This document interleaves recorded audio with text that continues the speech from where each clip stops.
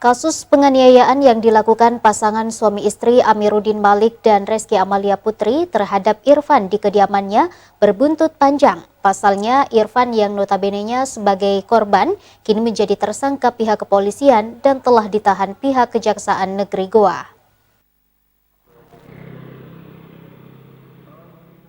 Penganiayaan yang dilakukan oleh pasangan suami istri bernama Amiruddin Malik dan Reski Amalia Putri terhadap Irfan yang dilakukan di kediaman Irfan di Jalan Arumatoa, Desa Taeng, Kecamatan Palangga, Kabupaten Goa, pukul 11 malam pada 9 April 2022 lalu, berbuntut panjang. Pasalnya, Irfan yang notabene-nya sebagai korban kini menjadi tersangka dan telah ditahan pihak kepolisian di Polres Goa. Menurut keterangan keluarga Irfan, kejadian bermula pada saat Amiruddin Malik dan Reski Amalia Putri serta temannya melakukan kunjungan ke kediaman Irfan untuk menanyakan proyek yang telah dibicarakan sebelumnya. Namun tidak lama kemudian, pembicaraan kedua belah pihak tak kunjung mendapatkan titik temu hingga terjadi adu mulut. Akhirnya, Reski Amalia Putri, istri dari Amiruddin, mengayunkan tangan ke pipi Irfan. Dikarenakan tak terima ditampar oleh Reski Amalia, Irfan pun membalas dengan menampar balik Reski Amalia Putri.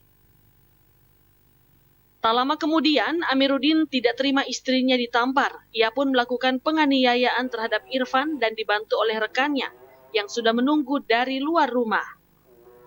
Tidak sampai di situ, salah satu ponakan Irfan tidak menerima kejadian itu. Ia pun ikut menengahi kedua belah pihak dan melakukan pemukulan terhadap Amiruddin. Saling dorong-mendorong, Iya. akhirnya Pak Irfan jatuh. Iya. Dipukul juga di situ. Pukul juga. Ada luka di sini.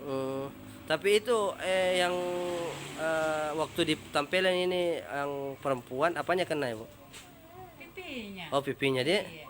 Oh, siap. Berarti awal mulanya ini adalah pada saat perempuan menampar ini Pak Irfan. Ya. Nah, disitulah. Pak Irfan membalas.